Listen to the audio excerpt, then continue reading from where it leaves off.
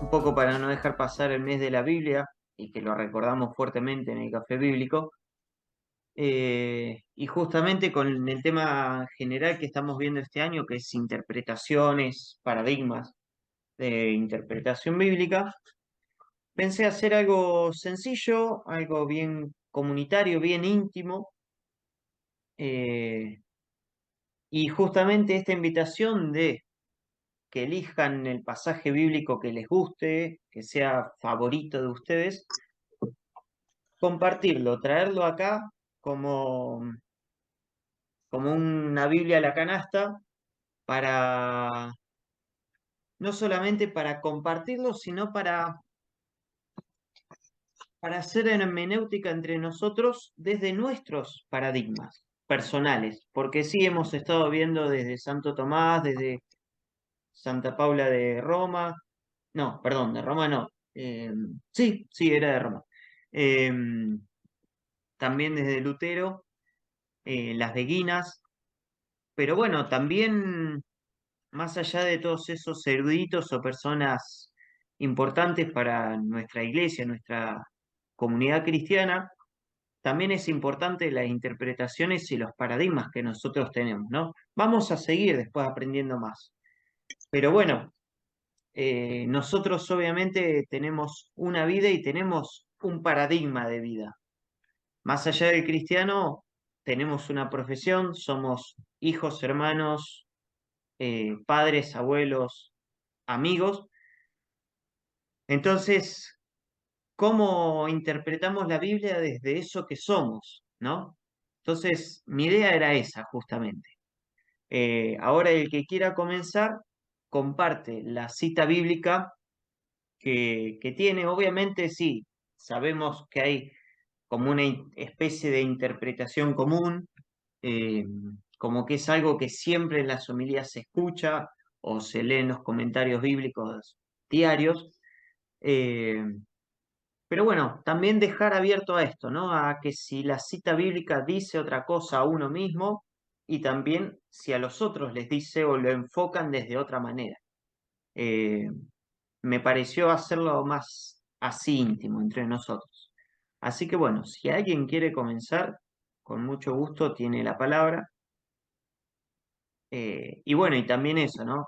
Leer la cita y cómo la fue interpretando, qué le ha significado en distintas etapas de su vida, si es que hace mucho que le gusta.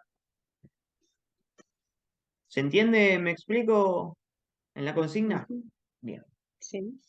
Así que bueno, el que quiera comenzar, Empiezo yo. bueno, Mi cita favorita a partir de un trabajo que hice en el Instituto Raspanti cuando estudiaba es la hemorroísa. Si bien está todo, la primera presentación, la parte anterior a Jairo, ¿no? Que va y pide por su hija, yo me quedo con la parte de la hemorroísa. Así que voy a empezar a leer a partir de ahí. Están los tres sinópticos, pero he preferido Marcos, como lo muestra. Había una mujer que padecía derrames de sangre desde hacía 12 años, que había sufrido mucho con numerosos médicos y gastado todos sus bienes sin obtener ninguna mejoría. Al contrario, empeoraba más. Cuando oyó hablar de Jesús, se abrió paso entre la gente y tocó por detrás su manto, porque pensaba, si al menos toco su manto, me sanaré. De inmediato dejó de sangrar y notó que su cuerpo había sanado de su mal. Jesús, al darse cuenta de la fuerza que había salido de él, se volvió a la gente preguntando, ¿quién tocó mi manto? Sus discípulos le dijeron, ¿ves que la gente te apretuja y tú preguntas quién me tocó? Jesús, sin embargo, seguía observando a su alrededor para descubrir quién había sido. Entonces la mujer, muy asustada y temblorosa, porque sabía lo que le había sucedido, se acercó a Jesús, se arrojó a sus pies y le contó toda la verdad. Jesús le dijo: hija, tu fe te ha sanado. Vete en paz y queda curada de tu enfermedad. Palabra de Dios. Gloria a ti, Señor. De esta mujer me llama la atención, primero, que era una mujer discriminada, una mujer que no podía estar entre la gente. Sin embargo, insiste, va.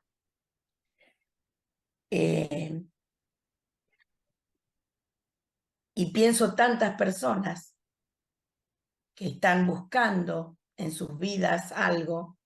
Mientras leía se me cruzó San Agustín, ¿no? Que buscó tantas cosas y no encontraba la felicidad. Y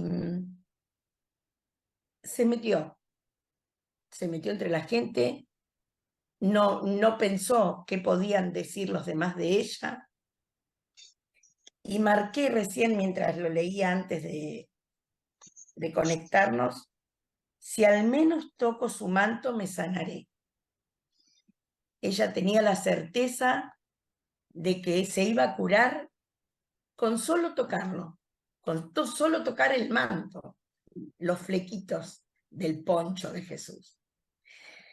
Y Jesús le dice al final: tu fe te ha salvado. Eso también, que lo repite en varias ocasiones, me da a entender a mí de que nosotros, por nuestra fe, podemos lograr grandes cosas, siempre buscándolo a Él.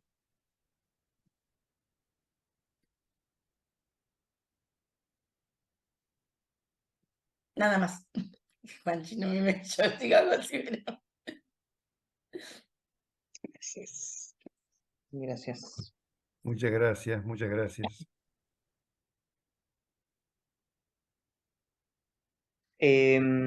Si alguien quiere comentar otra cosa que le llegue a ese texto bíblico, ya que se presentó uno, puede agregar, si le llega desde otra manera, si lo ve desde otra manera, o lo encara desde otra manera, por más que haya una interpretación en común, ¿no? Pero digo, está abierto a eso también.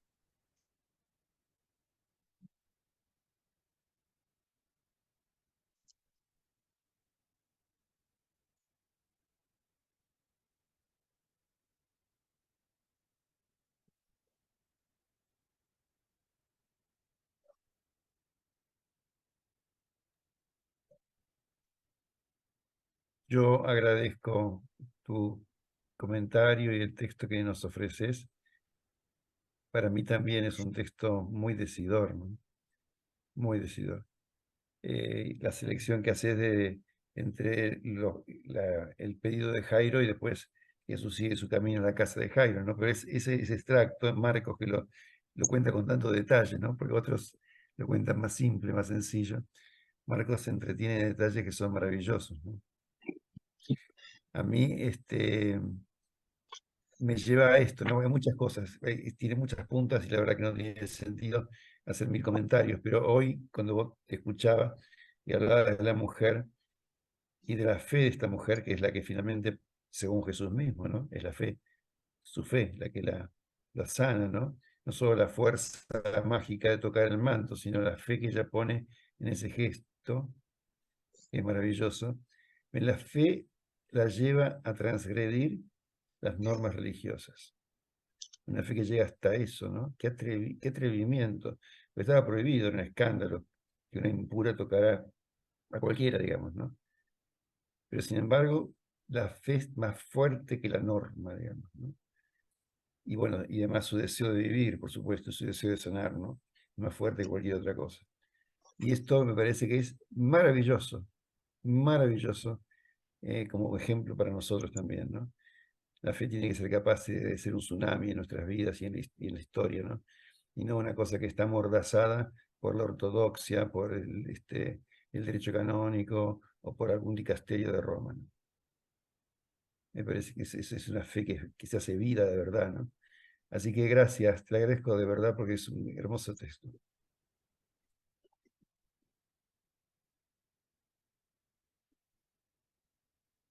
Mientras hablabas, Luis, en base a ese texto hay una canción que conocí hace tiempo, eh, que bueno, recién la acabo de buscar porque hay una parte de la letra que obviamente la canción se llama Necesito de tu amor, ¿no?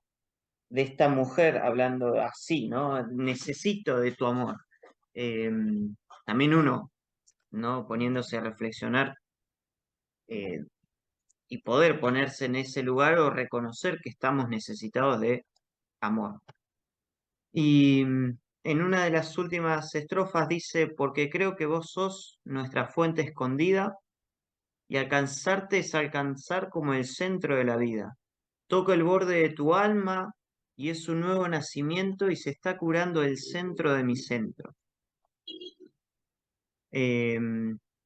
Entonces, poco la elegí también en esto de las canciones. Bueno, habiendo nacido en una familia musical y habiendo también participado como parte del coro de los grupos de jóvenes y todo, em, muchas veces eso, descubrir en las letras que hacen mensajes. Eh, y bueno, y justamente esto, el de la hemorroísa, me hizo acordar a esa canción. Y bueno, justamente al ser esa niña, ¿no? Esa mujer que actuó como niña, hola, negrita. Eh, y bueno, necesitada de amor, fue a buscarlo y lo encontró.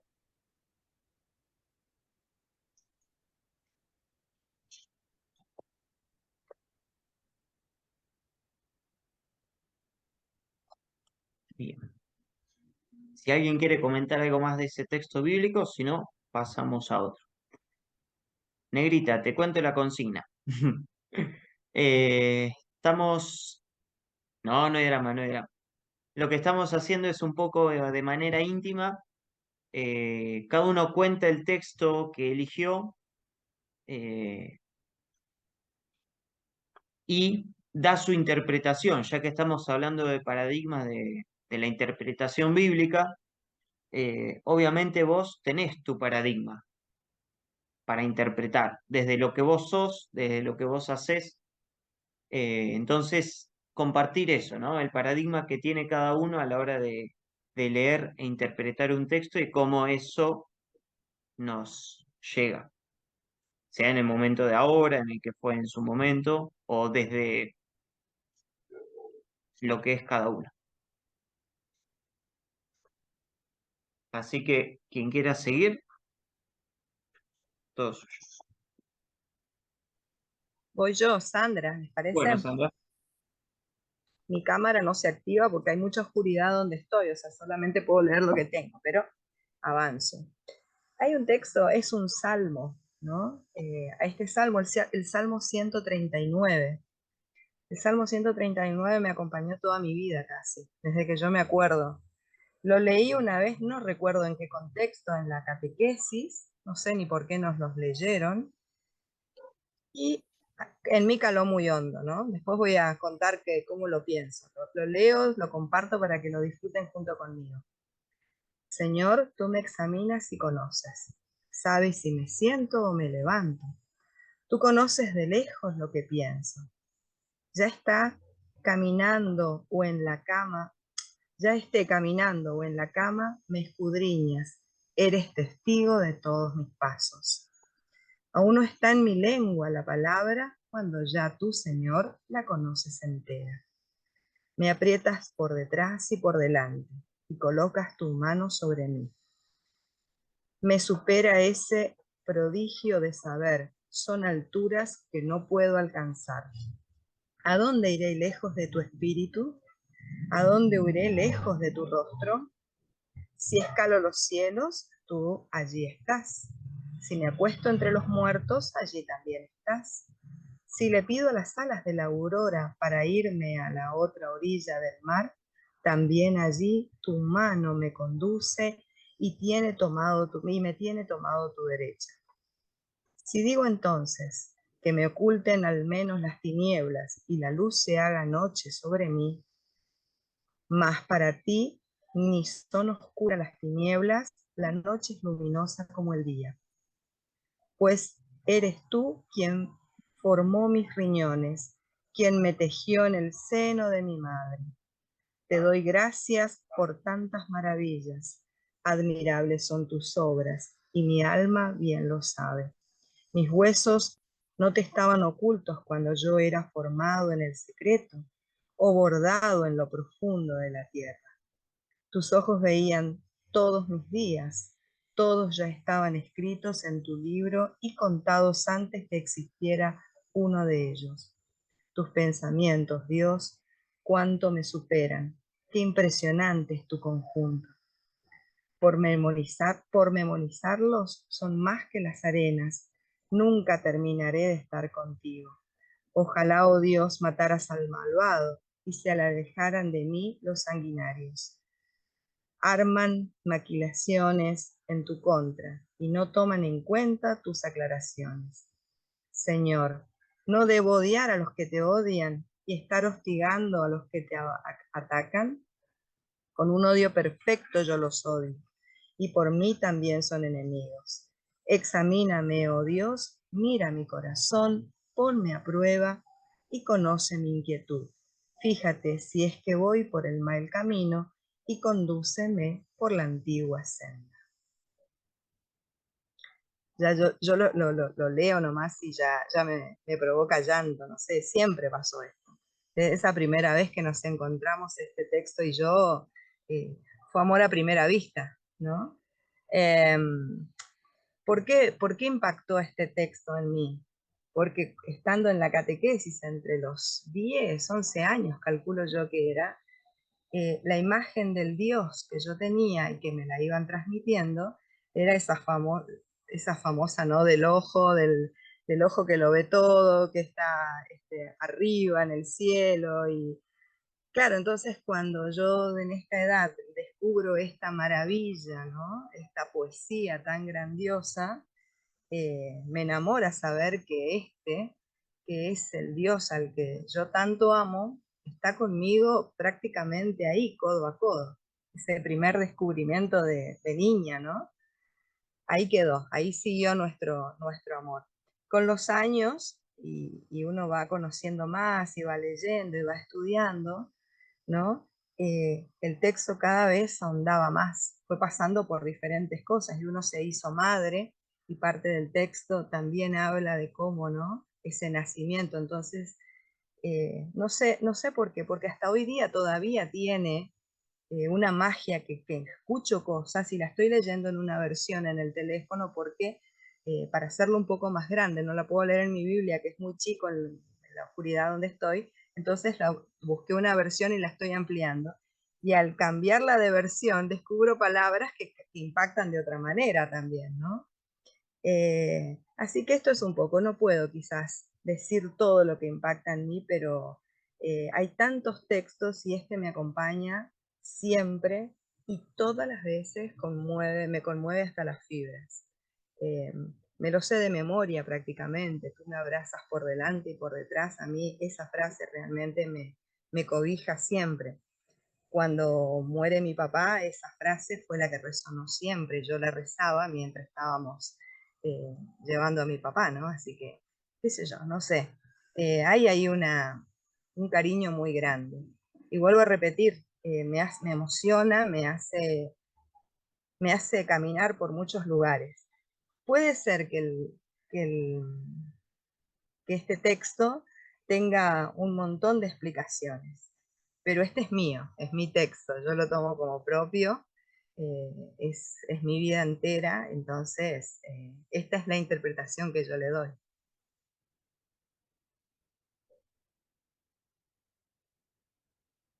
Por mi parte ya está. Gracias, Sandra, gracias.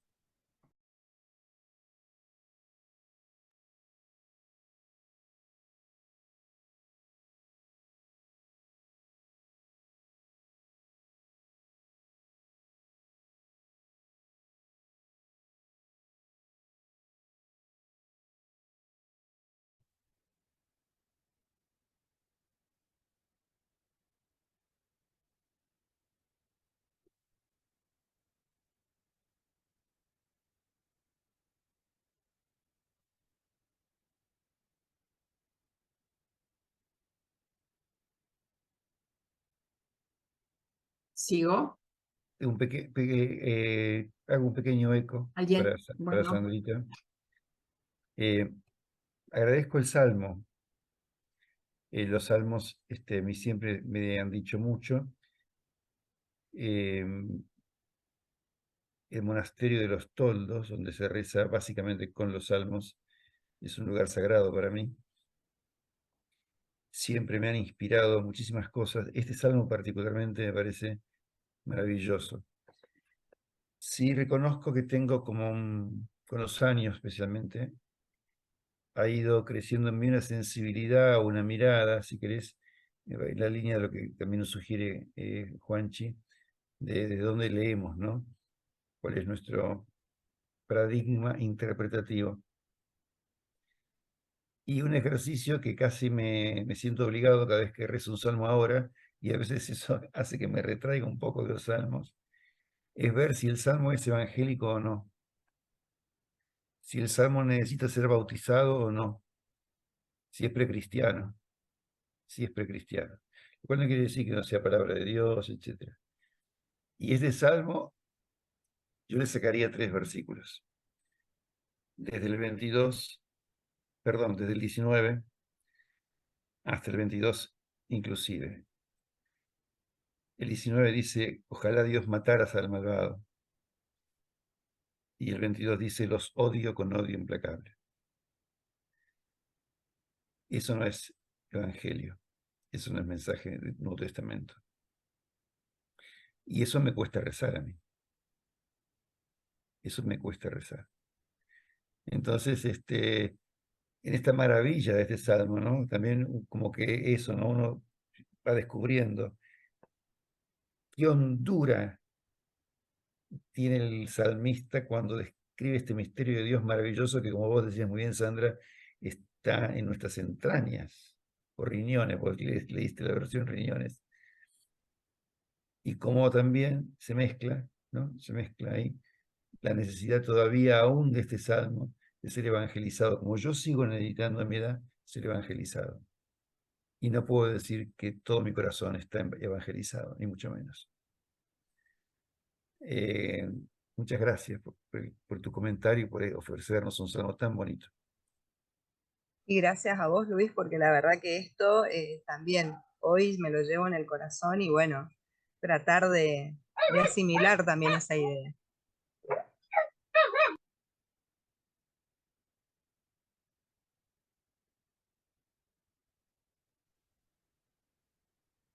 Luis, ¿te puedo hacer una pregunta? Eso que acabas de decir de evangelizar, digamos, un texto del Antiguo Testamento, ¿es lícito para todos los textos del Antiguo Testamento? ¿Vos cómo lo sentís, cómo lo vivís? Porque a mí me ha pasado No. eso que decís vos y nunca lo había pensado así. No, yo creo que en el Antiguo Testamento es injusto hablar que solamente hay un Dios, como si hubiera 2 dioses, ¿no? El Dios del Antiguo y el Dios del Nuevo. Yo creo que hay como un descubrimiento de entrar en el misterio de Dios que la humanidad va haciendo y queda reflejado en la Biblia como libro que también es humano, digamos, ¿no? Yo creo que sí hay cosas, por ejemplo, ojalá hay un salmo que habla de despeñar a los niños, a tus niños contra las piedras, ¿no? Asesinar, o sea, eso no se puede rezar. En algún momento la iglesia misma quitó en la liturgia, en el breviario nuestro, esa estrofa de ese salmo, ¿no? Porque son bestiales. Después otros lo volvieron a poner, etcétera, interpretándolo alegóricamente. Entonces sí, evidentemente, a veces capaz que no es quitarlo, ¿no? Pues que hay que hacer una interpretación, un ejercicio interpretativo para entenderlo a la luz, porque la Biblia siempre hay que leerla a la luz de la resurrección de Jesús. El gran foco desde donde se lee la Biblia es esa, digamos, ¿no? Para nosotros los cristianos. Entonces, sí, yo creo que sí, por supuesto, y que hay que interpretarlo desde el Nuevo Testamento. Y algunas cosas caerían, o no es el mismo Dios al que le rezaban los judíos hace 5.000 años que nosotros, que Jesús nos revela. El abad de Jesús es una revelación absolutamente nueva, ¿no? Y novedosa. Entonces, tampoco le podemos pedir el abad al Antiguo Testamento. Digo, es complejo, es un hermoso tema. No sé si capaz que Juanchi lo quiere abordar la próxima vez. El café bíblico, porque realmente es maravilloso esto que preguntas, sí. Hermosísimo. Mm. Es un tema. Yo lo pienso también a veces desde el lado de que Jesús vino a corregir la mala lectura que hacían los israelitas de Dios, digamos. O sea, es una forma distinta de decir lo mismo. Pero como que Jesús te enseña en positivo lo que los israelitas te enseñaban en negativo. Entonces, un poco así, digamos, dicho. Bueno, Sí, hasta parece como que tenemos que tener el error para, o sea, para ver como la que virtud. necesitamos el error del Antiguo Testamento para, pero sí, Para ver sí, la virtud, para verlo desde la virtud, sí. claro, estaría para verlo. No lo había Para verlo. pensado, pero sí estaría para verlo así, como paradigma. Yo, ya que nombraste los toldos, hay un personaje allí eh, muy importante y todos lo conocemos ya, Mamerto, ¿no? Dice, es mi nombre, dice, no ejerzo, como dice él, pero soy Mamerto, pero no ejerzo, me decía. Bueno, Mamerto precisamente creo que tiene un cuento que se llama Los anteojos de Dios, ¿no? Y yo hago esa metáfora, cuando tenemos que leer el Antiguo Testamento, tenemos que ponernos los anteojos de este Jesús, ¿no? Me parece, que mira al Padre enamorado por su gran amor a la humanidad. Y en definitiva, como bien decías, Luis, me parece, coincido y hago un paralelismo con mi humanidad. ¿Cómo fue cambiando mi imagen de Dios desde que empecé a tener contacto con las cosas de la iglesia? Mi mamá me llevaba a misa y andaba a saber qué escuchaba, y por ahí veía una cosa, y yo veía un Dios triunfante que hundía a los egipcios en el mar, los malos, y bueno, ese regocijo de esa maldad, y que por ahí después uno la va puliendo, ¿no? Y creo que eso es lo que la historia, las Sagradas Escrituras nos va diciendo. Esa historia de la humanidad que se va puliendo en la mirada de Dios, creo que es lo que nos puede pasar a nosotros también, de ir puliéndola y redescubriendo todo el tiempo a esa imagen de Dios cada vez más fidedigna de ese amor que tiene para con nosotros, ¿no? Que todavía aún no lo llegamos a comprender en su plenitud. Y es todo, digo, la fe es un proceso. Hasta el último día de nuestras vidas va a ser un descubrir a Dios cada vez mejor, creo, ¿no? Si estamos abiertos a su espíritu, ¿eh? Este, por eso digo, me parece que es nuestra vida, es una pequeña sagrada escritura desde nuestro primer día hasta el último, ¿no? Y es el proceso en el cual tenemos esas distintas imágenes de Dios que podemos ir descubriendo de a poquito, ¿no? Por eso también me parece eso de ponerme los anteojos de Jesús para ver un poco más claro lo que dicen allá atrás, ¿no? Porque mamita, hay cada texto que te hace temblar la pera, ¿no? Bien, gracias.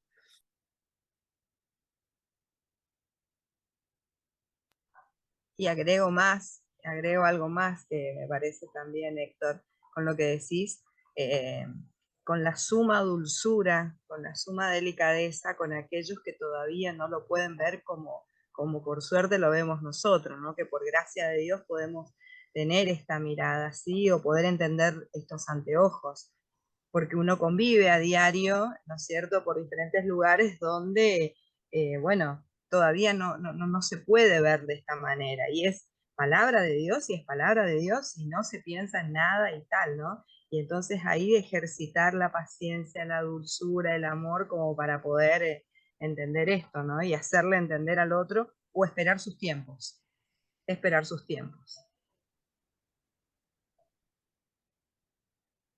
En base a eso, ahora te dejamos, Ana. En base a eso, la otra vez, en cuanto a esto de la interpretación, está la película Éxodo, entre dioses y hombres, algo así. Es una bastante nueva, que hasta muestra a Moisés como más caudillo, eh, que, que, bueno, él solamente milagrero. Y me llamó la atención que a Dios lo mostraban como niño. Y uno dice, cuando comienza a verlo, dice, bueno, lo quieren mostrar de otra manera.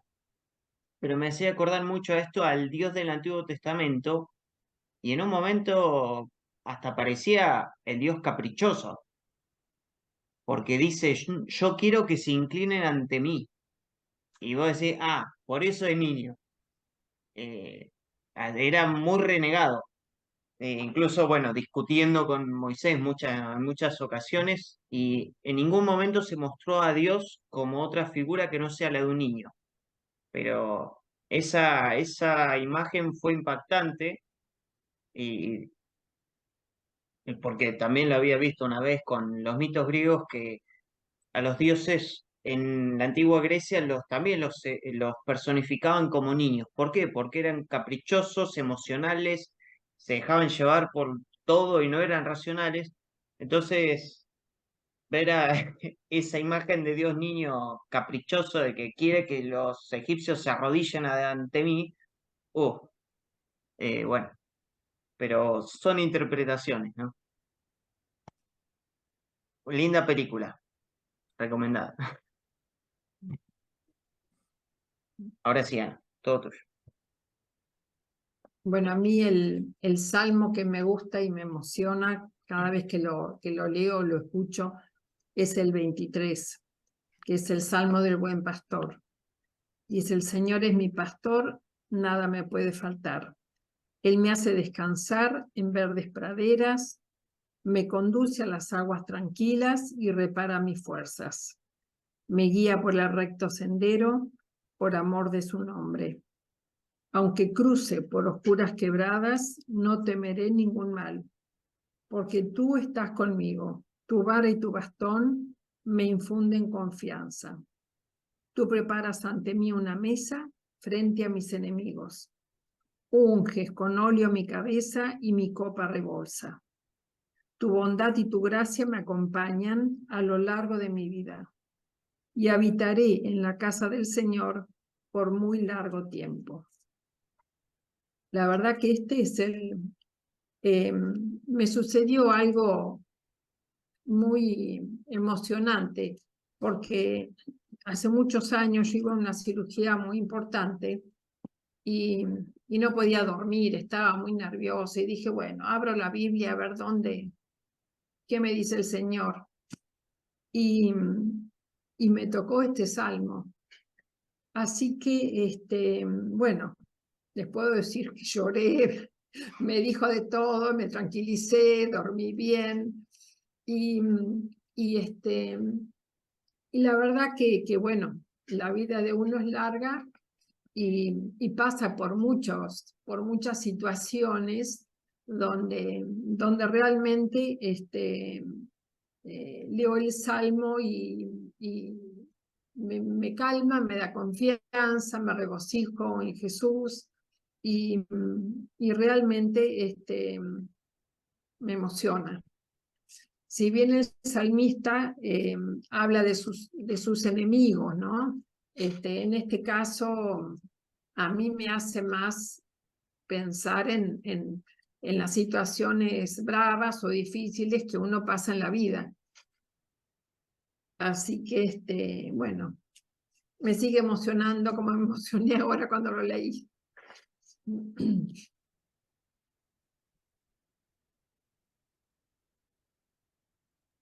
Gracias, Anita. Gracias.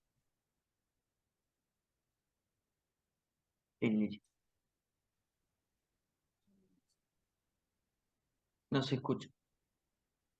¿A quién? Ay, ahora sí, se te ¿A escucha. mí? Sí, sí, Ah, me ahora habías sí, ahora visto sí. la mano levantada. Había movido la boca y digo, uy, justo.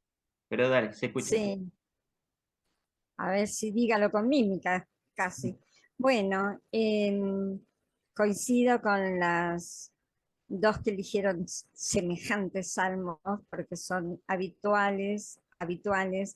Y respecto al que has dicho, Ana, al 23, tengo presente siempre una amiga, compañera, parte del personal, María Esther Repetti, que acompañaba a su esposo ya muy grave, recitándole al oído para que no tuviera miedo exactamente este salmo. Fuerte, muy fuerte. Bueno, yo tengo dos textos en realidad. Uno que me acompaña como en los momentos duros de vivir, en los momentos de tormenta, que está en Marcos. Jesús que calma la tormenta. Es Marcos 4, del 35 en adelante.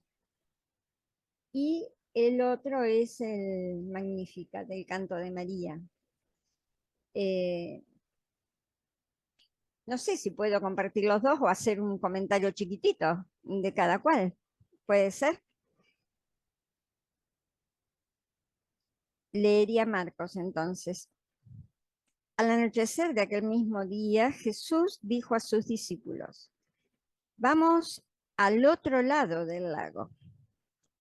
Entonces dejaron a la gente y llevaron a Jesús en la barca en que ya estaba, y también otras barcas lo acompañaban. En esto se desató una tormenta, con un viento tan fuerte que las olas caían sobre la barca de modo que se llenaba de agua. Pero Jesús se había dormido en la parte de atrás, apoyado sobre una almohada.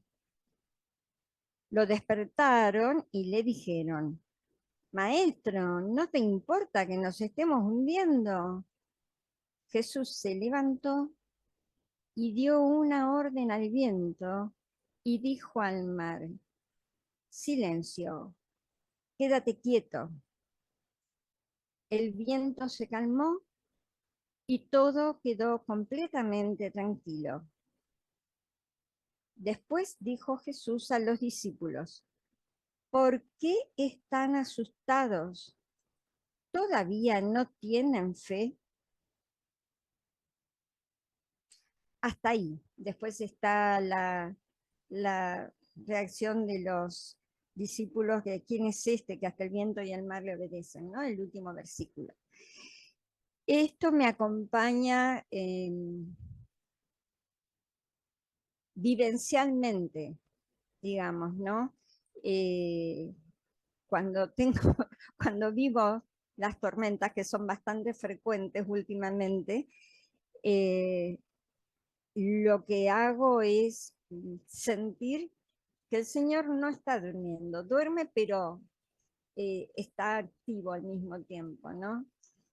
Y que ante el pedido de ayuda realmente calma la tormenta. Entonces, eso para mí es un gran consuelo. Yo sé que todas las tormentas van a ser sosegadas, calmadas, solamente ese reclamo de Jesús: ¿por qué están asustados? ¿Todavía no tienen fe? Otra vez en contraposición, a lo mejor, o complementando, ¿no? El texto de Gaby, respecto al tema de la fe, esa interpelación respecto a la fe, ¿no? Y vivencialmente para mí es un texto que, como decía Sandra, es un poco mío, de alguna forma es un poco mío también. Hay muchas cosas que sacar acá. El tema de las tormentas, el tema del acompañamiento, la invitación de Jesús de ir al otro lado del lago, y después el tema del silencio. Cuántas cosas uno tiene en la cabeza, tantas veces son fonógrafos adentro, ¿no? Dale, que la matraca que va, y bueno, ese silencio que a mí me cuesta horrores, y la interpelación, ¿no? ¿Por qué están asustados? Todavía no tienen fe. O sea, es una invitación continua a repasar, por decirlo así de alguna manera, ¿no? A repasar y a volver a hacer una confesión de fe y a pedirle auxilio, que me dé la gracia de tener más fe cuando flojeo. Para no hacerlo largo, en cuanto a Lucas, cuando María estalla, lo que me encanta de ese texto, y lo oro muchas veces, es que estalla su corazón en alabanza. A ver, estoy acá medio complicada para encontrarlo. Acá está. Mi alma alaba la grandeza del Señor. Mi espíritu se alegra en Dios, mi Salvador, porque ha puesto sus ojos en mí, su humilde esclava. Y desde ahora me llamarán dichosa, porque el Todopoderoso ha hecho en mí grandes cosas. Santo es su nombre. Dios tiene siempre misericordia de quienes lo reverencian. Actúa con todo su poder. Deshizo los planes de los orgullosos.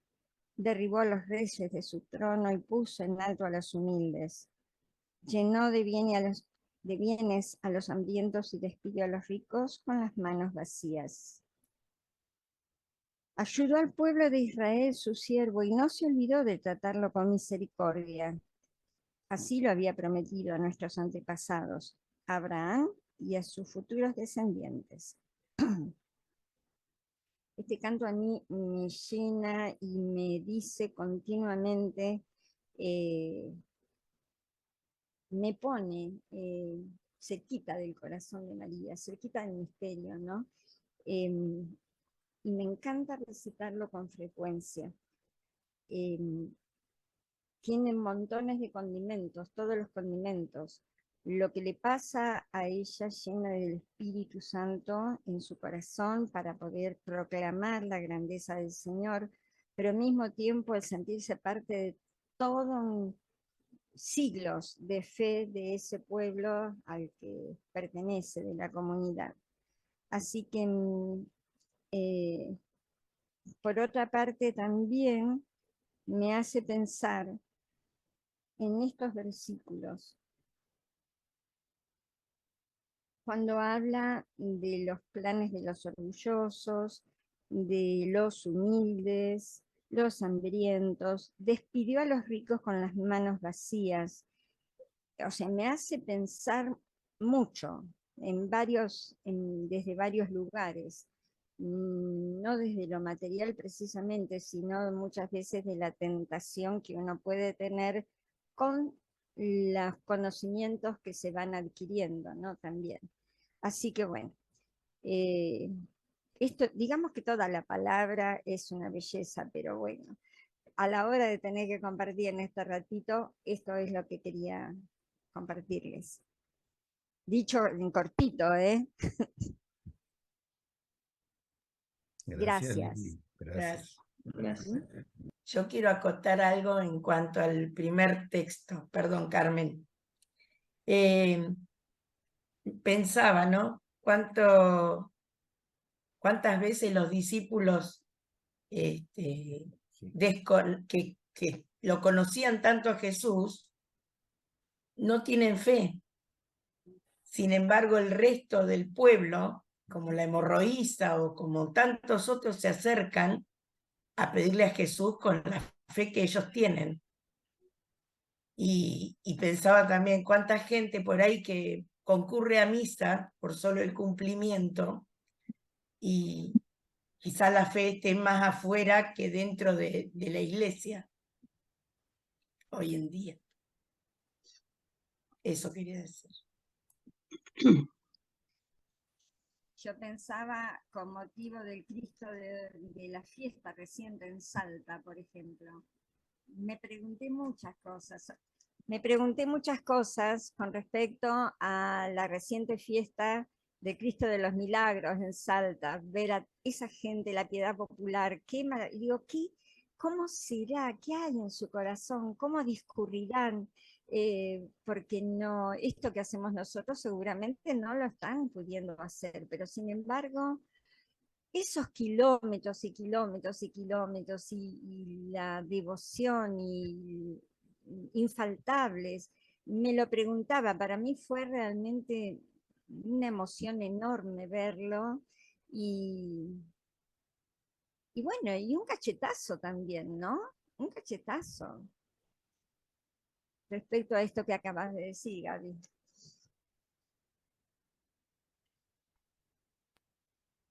A mí me gusta también señalar que mucho de lo que nos dice el texto es la experiencia de Dios puntual que vive el creyente, digamos, ¿no? Que no es una experiencia así igualitaria, digamos, ¿no? Y tranquila y serena y homogénea, más que homogénea. Acá el timonel duerme, digamos. El pastor no pierde de vista a sus ovejas y está acompañándolas las cañadas oscuras.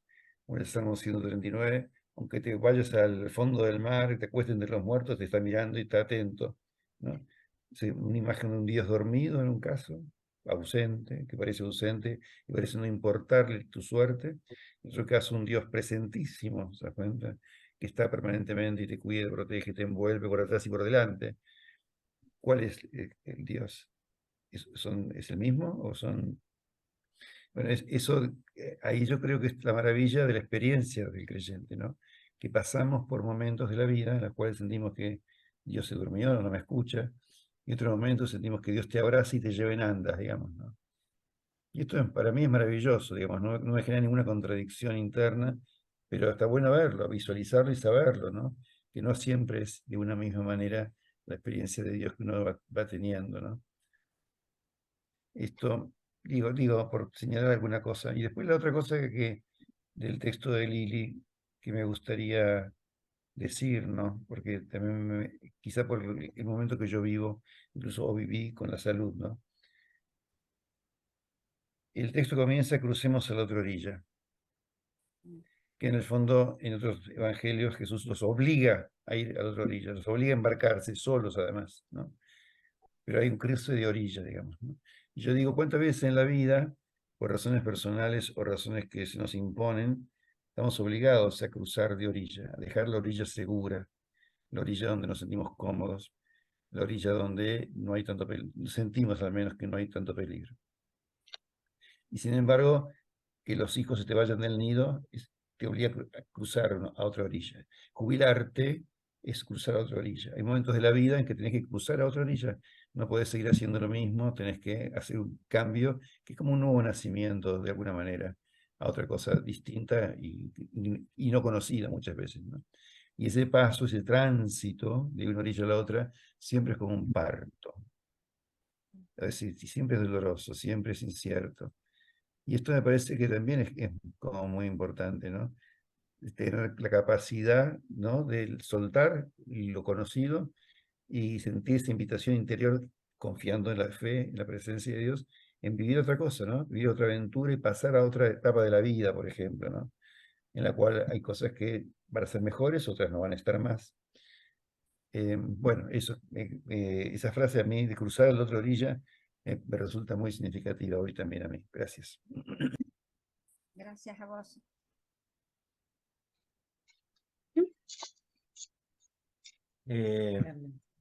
Perdón, Carmen, vos estabas primero, dale, habla después yo. ¿Yo? Sí.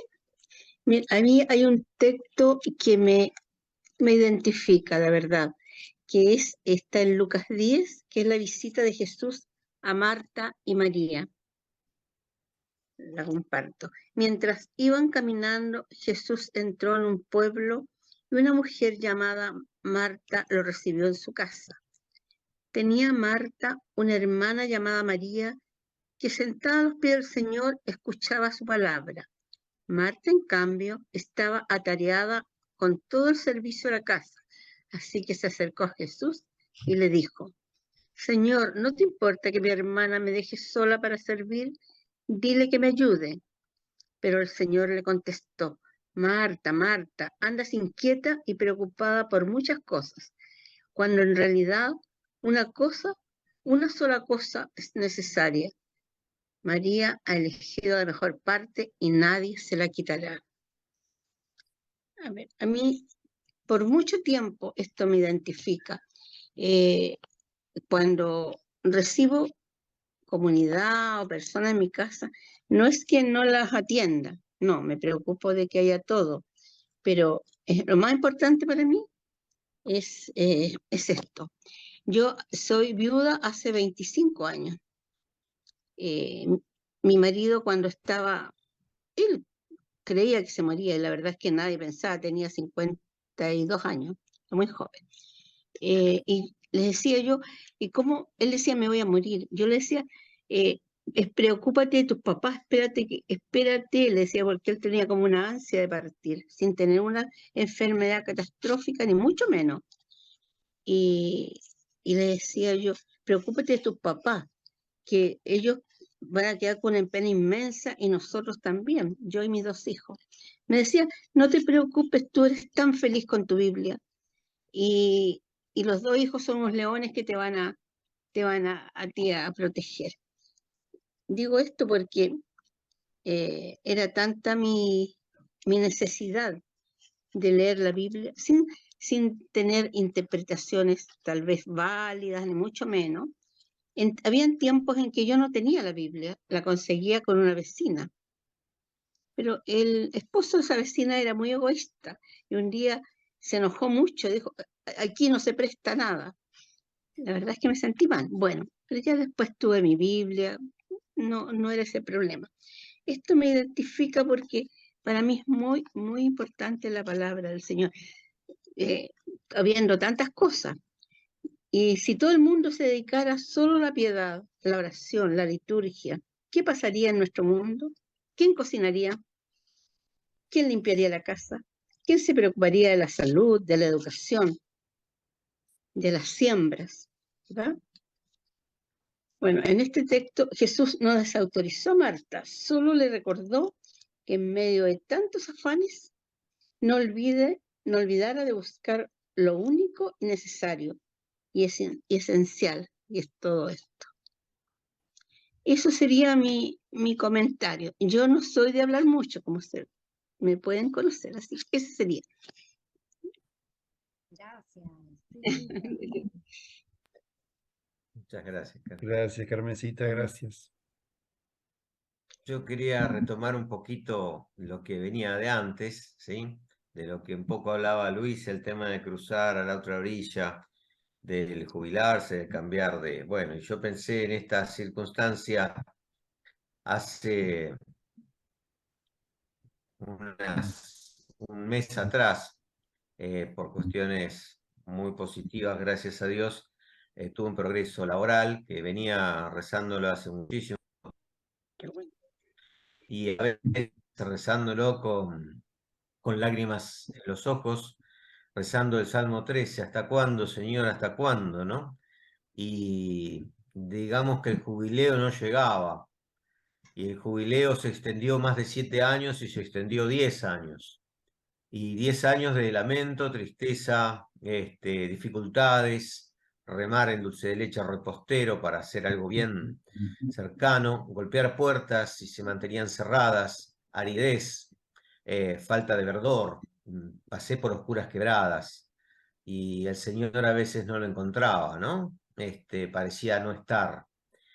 Y golpeé puertas y seguí, bueno, el eco me contestaba nada más. Y resulta que la fuerza con la que pude superar estos 10 años es la fuerza de la fe que me ha dado el Señor, indudablemente que estaba allí, casi silenciosamente. En medio de toda la tormenta, yo estaba diciendo, che, chabón, despertate, y no sabía por dónde manotear porque estaba tan oscura la tormenta que no sabía dónde estaba exactamente, ¿no?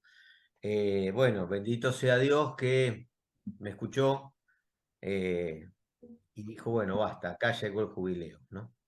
Entonces también es una alabanza lo que estoy haciendo ahora, no solamente recordar el trago amargo, sino también la alabanza de este progreso, de esta bendición enorme, y que me lleva a mi cita bíblica, la que había escogido, que en su momento, que varias veces la hemos escuchado, es la de los discípulos de Maús, ¿no? Que ahora voy a dar una lecturita brevemente así, no toda, pero sí hasta una parte donde quiero destacar. Cuando yo era joven, estaba en la Acción Católica, adolescente, hace poco tiempo, digamos, mucho. Bueno, allí, digamos, yo veía solamente esta cita, me quedaba con el tema de que, bueno, ahí está la confirmación de que Jesús estaba resucitado, ¿no? Como cuando se le presentó a Tomás y a los discípulos, la resurrección de Jesús. Y no había mucho rasquetear en los textos. Después, con el tiempo, como hoy contaba Sandra, ¿no? Uno va estudiando, va viendo, va aprendiendo cosas, va profundizando esa mirada de Dios y empecé a descubrir otras cuestiones, ¿no? Y quiero compartirles esto. Ese día Dos de ellos iban caminando hacia una aldea llamada Emaús, situada a unos 10 kilómetros de Jerusalén.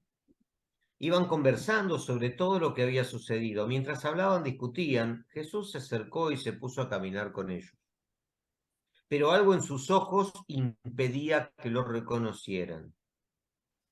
Jesús les preguntó, ¿de qué van hablando por el camino? Entristecidos, se detuvieron. Y uno de ellos, llamado Cleofás, le dijo, ¿tú eres el único extranjero en Jerusalén que no sabe lo que sucedió en estos días?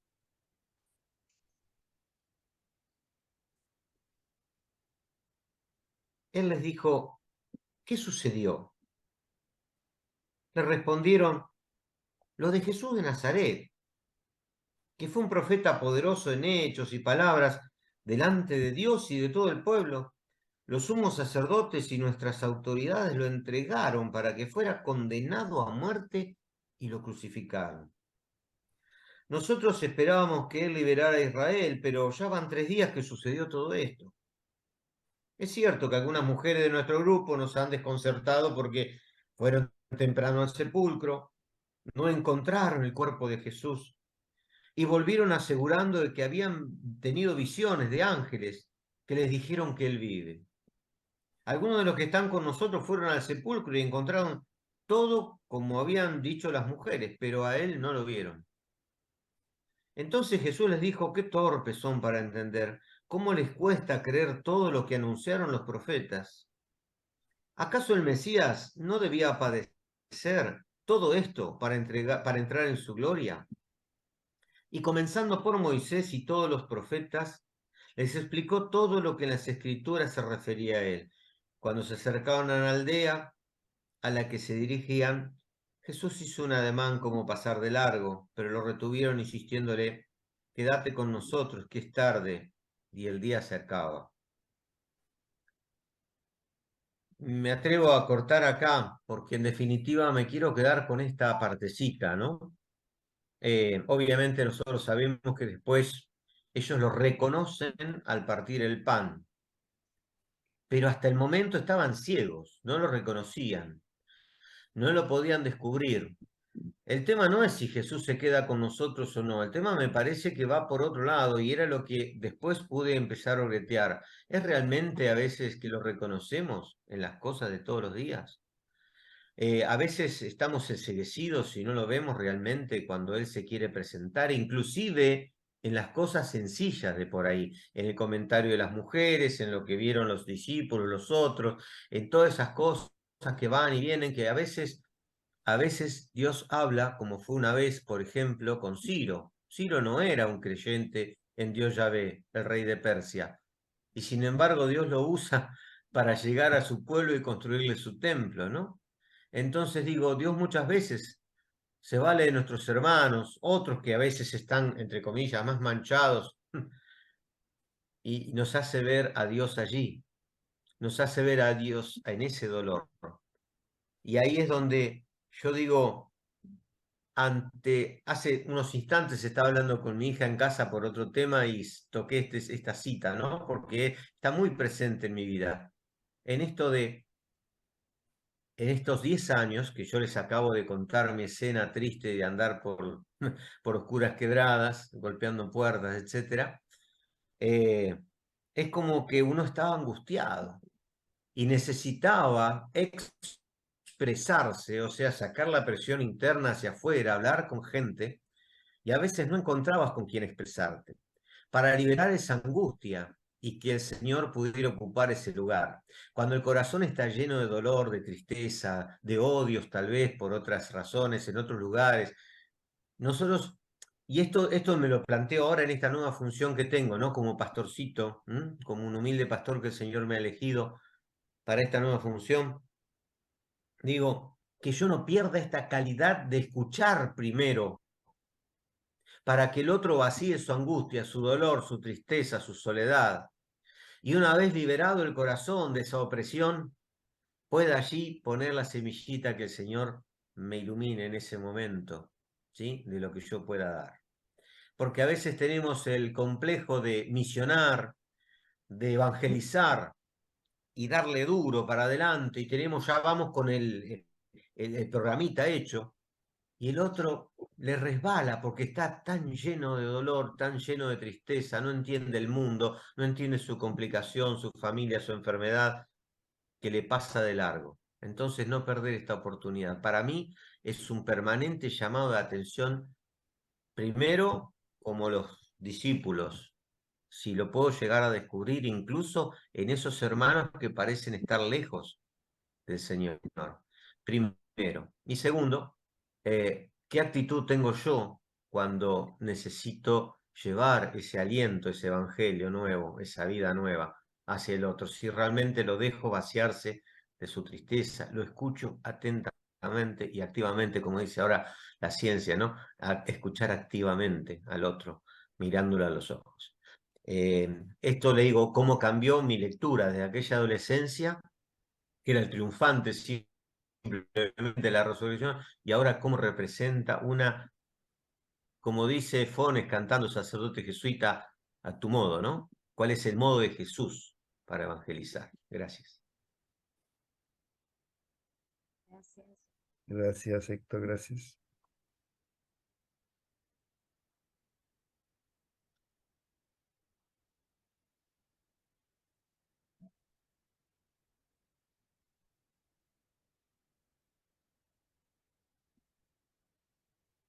Yo me voy a ir al Antiguo Testamento, puede ser. En realidad no sé si es el que más me gusta de los textos, no sé si, pero es uno que 2 por 3 leo, digamos, y generalmente recurro cuando tengo necesidad también, inclusive a veces trabajo con otros y demás, que es el texto de, de Reyes, del libro de Reyes, el primer libro de Reyes, cuando Salomón le pide a Dios sabiduría. El texto dice así, bueno, Salomón viene la muerte del padre, digamos, así está el contexto del texto es que viene la muerte de David, él va a asumir como rey y sueña una noche que le pide a Dios esto, ¿no? Dice, el rey fue a Gabaón para ofrecer sacrificios allí porque ese era el principal lugar alto. Sobre ese altar Salomón ofreció 1000 holocaustos. En Gabaón el Señor se apareció a Salomón en un sueño durante la noche. Dios le dijo, pídeme lo que quieras. Salomón respondió, tú has tratado a tu servidor David, mi padre, con gran fidelidad, porque él caminó en tu presencia con lealtad, con justicia y rectitud de corazón. Tú le has atestiguado esta gran fidelidad, dándole un hijo que hoy está sentado en su trono. Y ahora, Señor, Dios mío, has hecho reinar a tu servidor en lugar de mi padre David, a mí, que soy apenas un muchacho y no sé valerme por mí mismo. Tu servidor está en medio de tu pueblo, el que tú has elegido, un pueblo tan numeroso que no se puede contar ni calcular. Concede entonces a tu servidor un corazón comprensivo para juzgar a tu pueblo, para discernir entre el bien y el mal. De lo contrario, ¿quién sería capaz de juzgar a un pueblo tan grande como el tuyo? Al Señor le agradó que Salomón le hiciera este pedido, y Dios le dijo, porque tú has pedido esto y no has pedido para ti una larga vida, ni riqueza, ni la vida de tus enemigos, sino que has pedido el discernimiento necesario para juzgar con rectitud, yo voy a obrar conforme a lo que dices. Te doy un corazón sabio y prudente, de manera que no ha habido nadie como tú antes de ti, ni habrá nadie como tú después de ti. Y también te doy aquello que no has pedido, tanta riqueza y gloria que no habrá nadie como tú entre los reyes durante toda tu vida. Y si vas por mis caminos, observando mis preceptos y mis mandamientos, como lo hizo tu padre David, también te daré larga vida. Palabra de Dios. Bueno. No sé, a mí este texto siempre me gustó. La palabra clave, yo creo que por el cual siempre me gustó es por el tema del discernir. Y yo pensaba, cuando hablabas vos, Juanchi, al principio, que decía de dónde uno lo lee, ¿no? Se me viene a la mente algo hoy que nunca había pensado, que lo he leído cantidad de veces este texto, y era, ¿por qué me gustará este texto? Nunca lo pensé así. Siempre lo pensaba que me parecía que era un texto que iluminaba la idea del discernimiento, lo que es el discernimiento. Y yo creo que siempre recurrí al texto porque pensando un poco lo que he hecho, sobre todo en trabajos y demás, siempre me ha tocado estar en lugares de decisión. Y creo que como que me nació naturalmente siempre buscar este texto, siempre me ha servido para ¿no? También el libro de Reyes es un libro que es una lectura histórica, ¿no? Una lectura de la historia de la salvación. También ver que Salomón también, como pedía esto, hizo un montón de bacanas, ¿no? A la par, un poco somos así nosotros también, ¿no? Pedimos esto y hacemos un montón de bacanas. Bueno, eso nomás. Creo que la gran novedad para mí hoy es darme cuenta por qué siempre me gustó el texto, ¿no? Por qué siempre me atrajo, siempre lo tuve presente. Es una de las primeras cosas que pensé cuando vos propusiste esta dinámica para hoy, ¿no? Así que bueno, creo que es un gran texto bíblico de una gran enseñanza. Gracias. Gracias, Mati. ¿Llegaste a un momento que había que cortar un bebé a la mitad, no? No, bueno, eso es lo que viene después, ¿no? Es lo que viene pegadito después. Sí. No, pero lo tengo muy presente siempre, muchas veces cuando tomo decisiones, creo yo que tomo decisiones salomónicas, muchas veces. Sí. Gracias. Negrita había levantado la mano que querías también compartir. Sí, bueno, primero pedir una disculpa porque llegué tarde, alegrarme por Luis, que lo veo que está muy bien, me causa una profunda alegría saber que estamos compartiendo. Y bueno, yo había elegido 2 textos también, pensando que por ahí algunos lo elegían. Y casualmente cuando me siento, el primer salmo, que creo que fue Sandra la que enriqueció con su experiencia, el Salmo 139, que para mí es hermosísimo, y que yo lo descubrí después de muchos años en un retiro, no recuerdo cuál, pero al cual recurro siempre también, no lo voy a volver a leer porque ya lo escuchamos, en los momentos más difíciles que me ha tocado transitar. Recurro porque siento que, sobre todo, hay una estrofa que dice: ¿a dónde iré para estar lejos de tu espíritu? ¿A dónde huiré de tu presencia? Si subo al cielo, allí estás tú. Si me tiendo en el abismo, estás presente.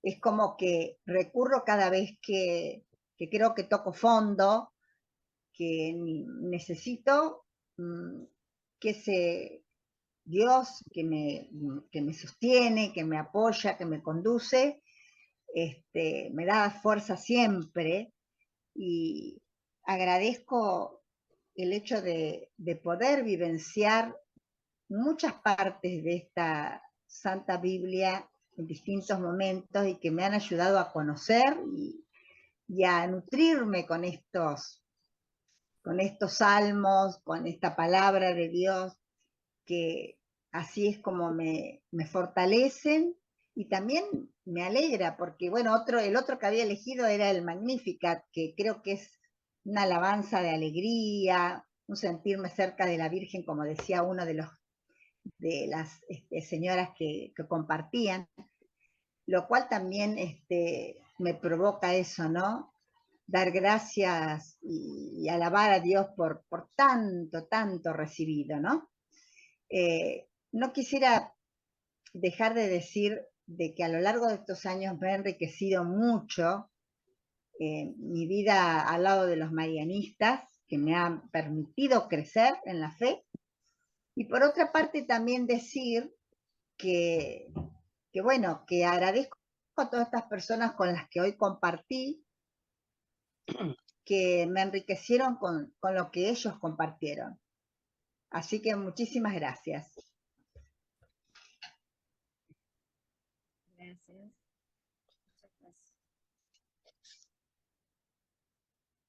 Gracias, Negrita. Bueno, no sé, Luis, creo que faltabas vos también. Faltamos nosotros. Así que si querés, como te parezca. Sí, voy a compartir un texto. Dudaba en si leerlo entero, pero al menos una parte les voy a leer, que es la parte fundamentalmente por la cual lo elegí en su momento y que también hoy me llega mucho y me sostiene. El texto es de Isaías. Es el primer Isaías, el capítulo 6 de Isaías, y prácticamente sería todo ese capítulo hasta el versículo 13, ¿no? Del 1 al 13. Y es cuando Isaías tiene esa visión de Dios, experiencia profunda de Dios, que lo transforma, que lo llama a compartir una misión, y lo transforma, lo toca, lo purifica y lo predispone para la misión. Los primeros versículos sitúan la escena, año de la muerte del rey Osías. Él habla de una visión, claramente. Él dice que vio un trono alto, excelso, que tenía que ver con el templo, porque justamente el contexto del lugar más preciso, en este caso, no es como en otros casos donde que Dios se aparece en cualquier lugar, digamos, ¿no? Acá es el templo, en el caso de Isaías, y claro, es una visión que de alguna manera es aterradora, ¿cierto?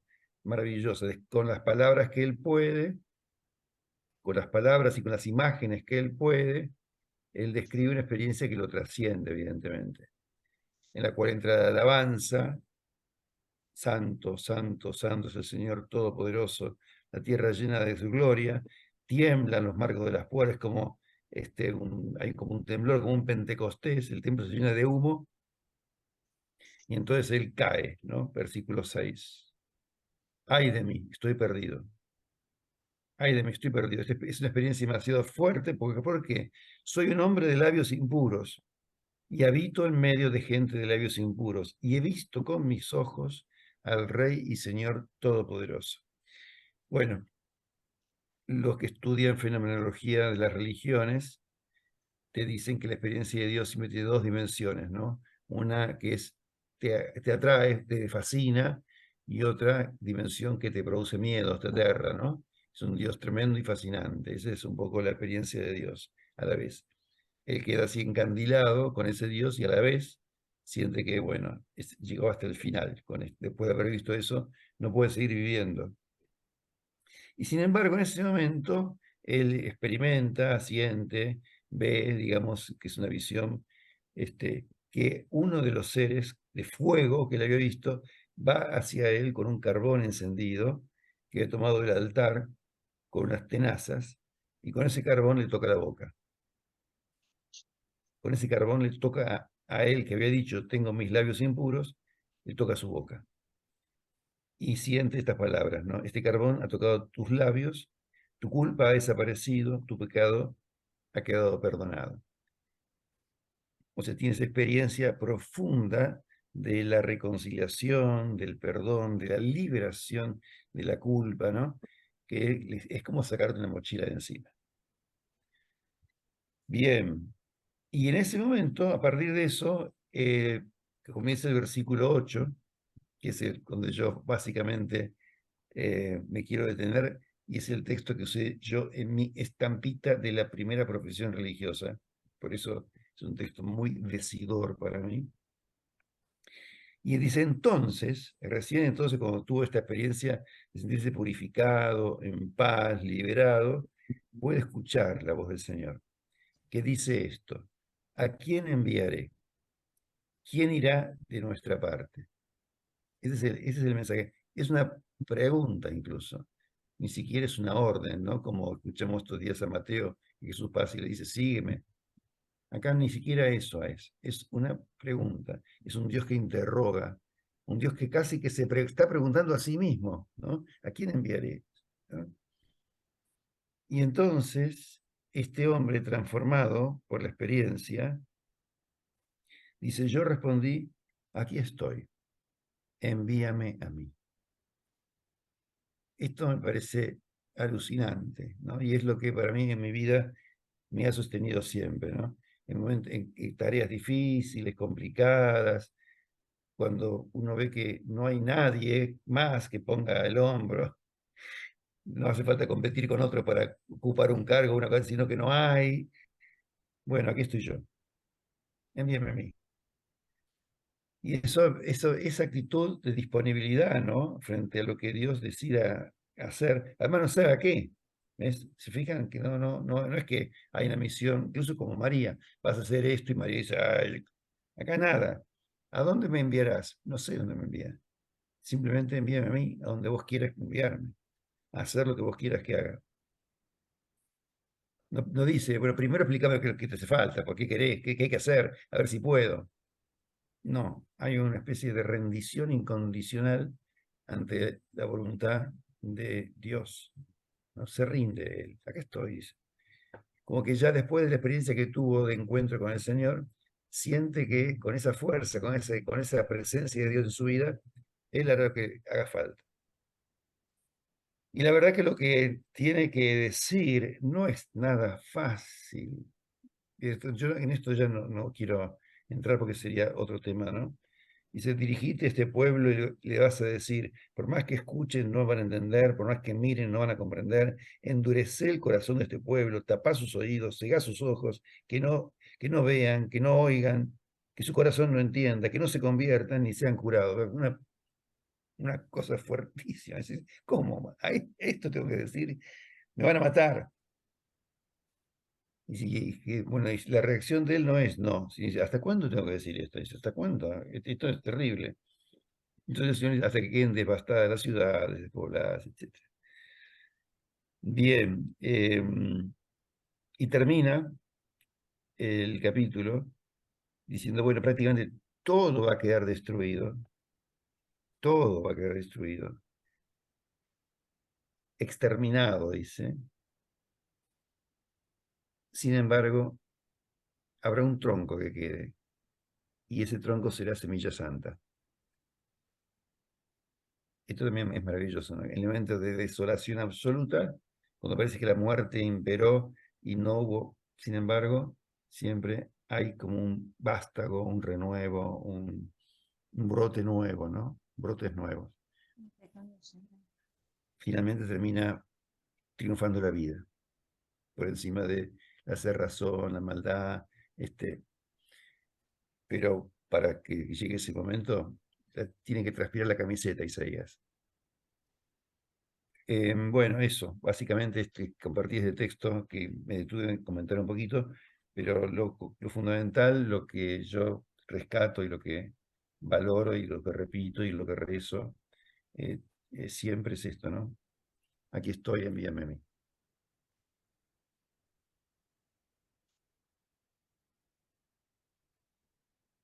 Muchas gracias.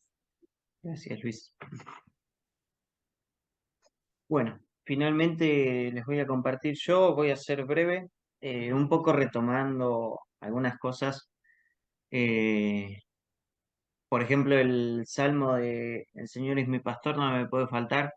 Me acuerdo que esa frase me la han enseñado cuando tenía que rendir un examen. Y iba caminando a la escuela repitiéndome El Señor es mi pastor, nada me puede faltar. Eh, Así que tanto para cuestiones de vida importantes como para exámenes para un niño, eh, eso significó para mí y también hoy sigo recordándomelo en esto de que hay un Dios que nos sondea, que hay un Dios que a veces, bah, no sé si hay que despertarlo. Sí, hay que solicitarle, pero no es que está profundamente dormido y se olvida de nosotros. Y yo un poco por una vivencia muy personal, eh, el que había elegido no lo voy a leer porque es un poco largo, pero es conocido, que es cuando Jesús es invitado a la casa del fariseo Simón y aparece la mujer pecadora, que se pone atrás de él a llorar en los pies, los seca con las lágrimas, incluso los perfuma. Y bueno, y está esto de esta parábola de los prestamistas y la frase de, em, te aseguro que si ella da tales muestras de amor, es que le han sido perdonados, son muchos pecados, en cambio al que se le perdona poco mostrará poco amor. Obviamente, yendo a que bueno, soy una persona por ahí que se sobreexige mucho, es muy dura soy muy duro conmigo mismo, y vivir la Pascua, cuando realmente la entendí y la viví, fue una Pascua para mí, fue liberador para mí sacarse esa carga, esa mochila, de decir, bueno, a ver, eh, Dios te perdona y te ama por lo que sos, obviamente buscando que mejores, ¿no? Que seas mejor. Pero esa liberación, eso liberador de Él, que no sé si alguna vez lo habrán experimentado así, pero esta sensación de que te sacas una carga, vas levitando por la vida o por el día, eh, y que es tan fácil, sentirse así, tan pleno, es tan fácil amar a los otros, es como si fuera hasta natural eh, sentirte conectado con todo, con los seres humanos, con la naturaleza, con los animales, sos amor acá y allá. Obviamente después uno va perdiendo ese amor, va cargando de vuelta las cosas y pierdes esa sensibilidad, ¿no? Pero bueno, personalmente siempre lo he tomado así. No hablo de un amor romántico, pero sí de esto de, y hasta incluso me lo imagino a Jesús amando de esa manera, ¿no? Siendo tan liberado en la vida y que amaba porque le salía naturalmente. Eh, entonces, uno de los tantos textos que me gustan fue este, y me dice eso, ¿no? Y también me ayuda a eso, a liberar el corazón, y cómo siendo tan liberado es más fácil amar, sin prejuicios, sin tantas cosas que uno va cargando. Y que bueno, en ese levitar en Dios, en ese dejarse sumergir en Dios, es como que uno entiende, ¿no? Como que uno puede vivir realmente ese amor. Hay que mantenerlo, bueno, eso, eso sí, es así, va cayendo de vuelta uno. Pero bueno, ese es un poco el texto que había pensado para compartir. Bueno, un poco como adelanto, ahí yo ya me lo anoté. En el próximo capítulo vamos a ver esto, ¿no? Voy a salir un poco de lo que teníamos programado, que incluso se puede meter el tema tranquilamente, pero esto, ¿no? Como surgió hoy, cómo leer la Biblia a partir de la resurrección de Jesús.